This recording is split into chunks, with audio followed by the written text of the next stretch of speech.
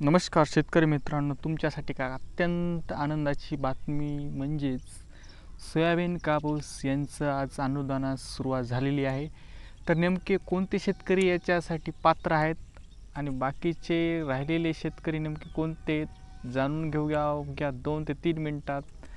तोपर्यंत चॅनलवर जर नवीन असाल तर फक्त चॅनलला सबस्क्राईब करा. चला तर मित्रांनो, व्हिडिओला सुरुवात करू. खूप दिवसापासून ज्या शेतकऱ्यांना खूप प्रतीक्षा लागून राहिलेली म्हणजे सोयाबीन कापूस अनुदान.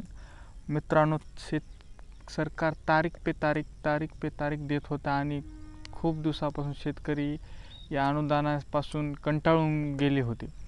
पण मित्रांनो, आज अत्यंत आनंदाची बातमी म्हणजे की आज 30 सप्टेंबर रोजी दुपारी 12:30 वाजता राज्याचे मुख्यमंत्री एकनाथराव शिंदे, उपमुख्यमंत्री देवेंद्र फडणवीस, दुसरे उपमुख्यमंत्री अजितदादा पवार, राज्याचे कृषी मंत्री धनंजय मुंडे यांच्या हस्ते दुपारी 12 वाजता या वितरणाला सुरुवात झालेली आहे आणि बऱ्याच शेतकऱ्यांच्या जवळपास खात्यामध्ये पैसे वर्ग करण्यात आले.